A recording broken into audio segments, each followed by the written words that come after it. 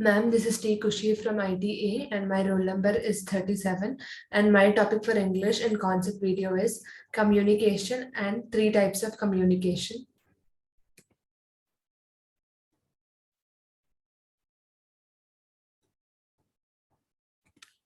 So let us know what is communication. Communication is the sending and receiving of information and can be one-on-one or between groups of people. And it can also be face-to-face or through a communication device. Communication requires a sender, the person who initiates communication, to transfer their thoughts or encode a message. This message is sent to the receiver. A receiver is a person who receives the message, and finally the receiver must decode or interpret the message. This sounds simple enough, but it is more complicated. Language involves symbols, signs, and is distinct to the culture that speaks and writes in that language. Effective communication requires a shared language and understanding of common concepts. It's also important to bear in mind that a receiver may interpret what the sender puts out differently than what the sender intended, and that is less likely if the two share the same culture and language. Communication is the act of sharing and receiving information through a variety of media to various individuals. So, in communication, so you need two people. That is, one is the sender who initiates the communication, and one is the receiver who will receive the message and he'll decode and he'll understand. So, when you're communicating with a person, you have to have that rapport so that whatever the sender is telling, his intention can be understood by the receiver. So communication is the act of sharing and receiving information through a variety of media to various individuals. The transmission of the message from sender to recipient can be affected by a huge range of things. These include our emotions, cultural situation, medium used to communicate, and even our location. The complicity is why good communication skills are considered so desirable by employers around the world. Accurate, effective, and unambiguous communication is actually extremely hard.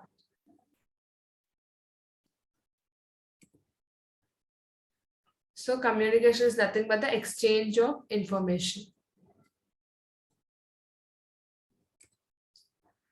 A communication, therefore, has three parts, that is, sender, the message, and the recipient. The sender encodes the message, usually in a mixture of words and non-verbal communication. It is transmitted in some way, that is, for example, in speech or writing, and the recipient will decode this message. Of course, there may be more than one recipient, and the complexity of communications means that each one may receive a slightly different message. Two people may read very different things into the choice of words and body language. It is also possible that neither of them will have quite the same understanding as the sender has. In face-to-face communication, the role of the sender and the recipient are not distinct. The two roles will pass back and forwards between two people talking. Both parties communicate with each other, even if in a very subtle ways, such as through eye contact and general body language. In written communication, however, the sender and recipient are more distant. So now let us look after types of communication skills. So we have three types of communication skills, that is verbal communication skills, non-verbal communication skills, and written communication skills. So let us first talk about the verbal communication skills. The first and the most common types of communication skills are verbal communication, which is used when auditory language is used to share messages. It is the use of words to share information with other person. The verbal element is all about what you speak, the words you choose, and how they are heard and interpreted. So coming to verbal communication, it is nothing but the exchange of our knowledge by speaking. So it mainly depends upon what you speak and what are the words you choose and how they are heard or interpreted. In many interpersonal conversations, the first few minutes of conversation is a crucial time, as those few minutes decide whether the conversation is interesting or not. Also, it makes the connection between speaker and the audience and builds a rapport. So if you don't want to make others bored, the choice is yours then. So let's start to know about verbal communication from types of communication. So in verbal communication also, you have further two types, that is intrapersonal skills and intrapersonal skills. So first let us know about intrapersonal communication skills. This form of conversation is private and restricted to ourselves. It includes self-talking, the conversation we have with ourselves. We are the sender as well as we are the receiver. So coming to intrapersonal communication skills, this here you don't need another person. You will be the sender, you will be the receiver. So self-talking, generally on a general note, self-talking is known as intrapersonal communication. For example, the thoughts we got every time, the conversation we do with ourselves many times are nothing but intrapersonal communication skills. Next is interpersonal communication skills. This form of conversation happens between two individuals. This is one-on-one conversation. Here, both the person switches their role as a sender and receiver so that they can communicate well in a cleaner way. Once a person sends a message and other receives, and then the receiver becomes the speaker and sends his message to the old speaker, which is now a receiver. So coming to interpersonal skills, here two individuals are involved. You will have a receiver, you will have a sender, but they'll be exchanging their roles to understand the content in a clear way. For example, the conversation we do with our friends or family or boss, etc., are the examples of interpersonal communication skills. So what is verbal communication? Verbal communication is defined as a communication to express our views or information, etc., in the form of words, in the form of speaking. The spoken part usually involves face-to-face communication, and when people ponder the word communication, they often think about the act of talking. So in verbal communication, you will have intrapersonal communication, interpersonal communication, oral presentations, and public communication. So this all comes under verbal communication. Coming to non-verbal communication, the other types of communication skills are non-verbal communication, and it generally uses body movements, gestures, facial expressions, tone of voice, eye contact, body language, postures, etc. When you are at an important place or visit like an interview, crossing your hands can seem defensive. Poor body posture may appear unprofessional. Avoiding eye contact will make you lose your confidence. So, your nonverbal communication will make you more attractive. If your skills aren't great, you can practice it so that you can make a positive impression on everyone. So, let us read about nonverbal types of communication. So, coming to nonverbal communication, it is all about our facial expressions, eye contact, tone of voice, gestures, and all. So apart from verbal communication, non-verbal communication also creates a great impact on ourselves, and it gives a positive impression if you are good at this non-verbal communications. So coming to types of non-verbal communications, the first one is eye contact. Eye contact not only makes you look confident but also signals interest.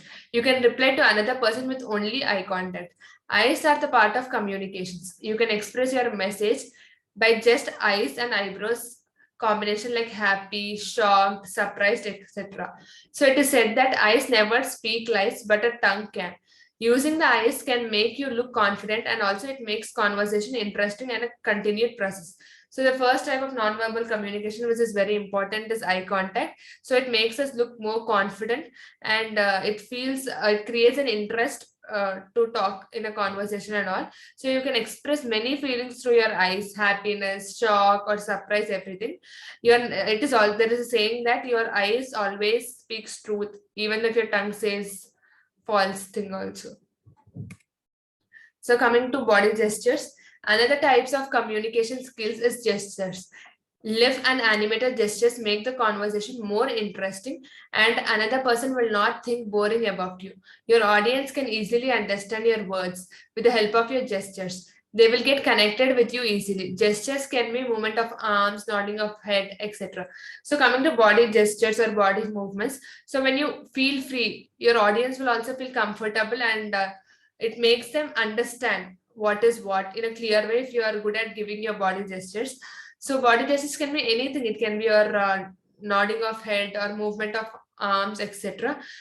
So let us see an example. A wave of hand usually means hello or goodbye. So this is one example of a body gesture.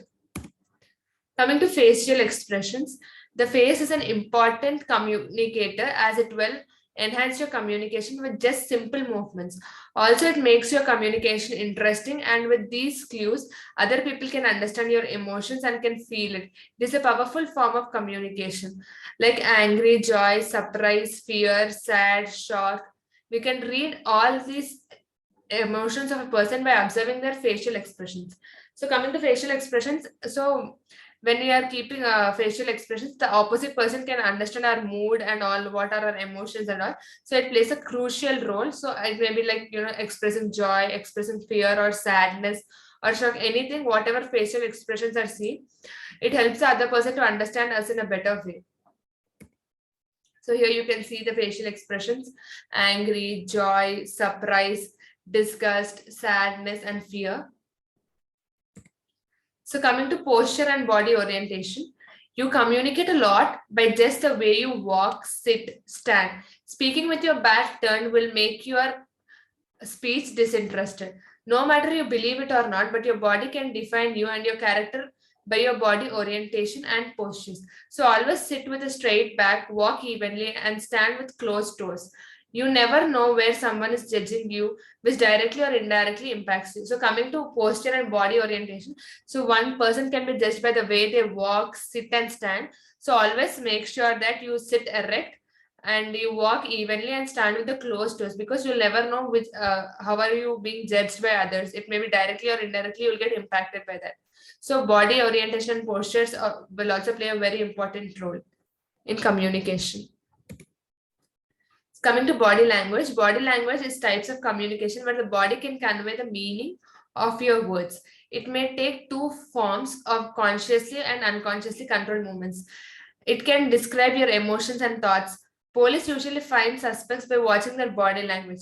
So it is one of the powerful but complicated too. So here you can see now some of the nonverbal communications.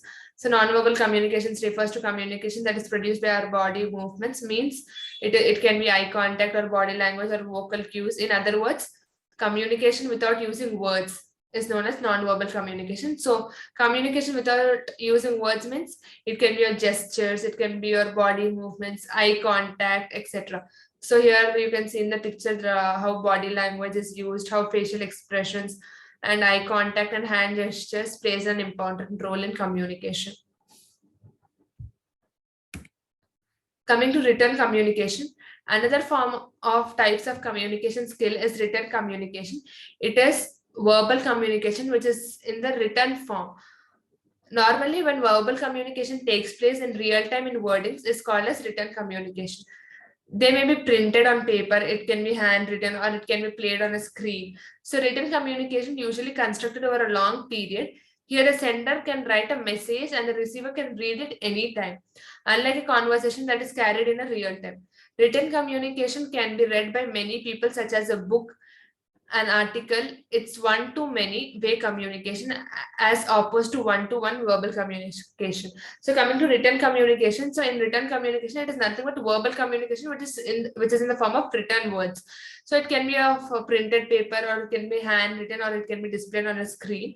So generally, once the sender sends the message to the receiver, he can read that message anytime. So it is not like real-time conversation. So he can read that message anytime, and it is one-to-many way of communication. But whereas verbal communication is one-to-one communication, whereas written communication is one-to-many way of communication. So here you can see some of the written communications are like reports or memos or email or postcard or any greeting cards. Everything is all comes under written communication. So why is it important? So what is the importance of communication? The importance of communication can't be overstated. After all, you can't have culture, society, or civilization without the ability to communicate with one another. Good communication prevents wars, misunderstandings, helps us to meet our needs, establishes rules and laws that aid in the structuring of society, helps people find and keep employment, provides information. It provides a guidance to people and passes down cultural traditions, norms, and values. So two main advantages we have to keep in mind about the communication, you can't communicate. That is, we are always communicating, even subconsciously. You can't take back what you communicate once it's been put out into the universe. So be careful how and what you're communicating. So always you have to ensure that once you have spoken something, it cannot be taken back. So be careful while talking. And maybe if you're in a public place, you have to ensure that you will speak or communicate properly.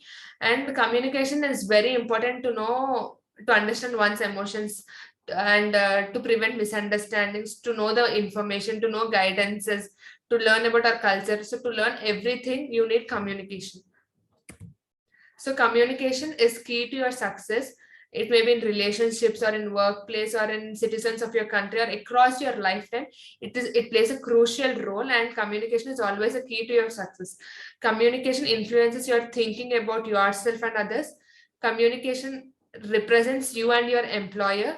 Communication skills are desired by business and industries also.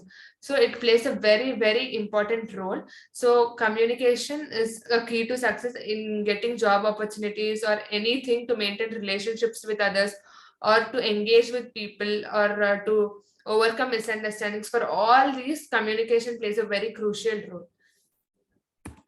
Thank you. I hope you understood about communication and types of communication and its importance. Thank you so much.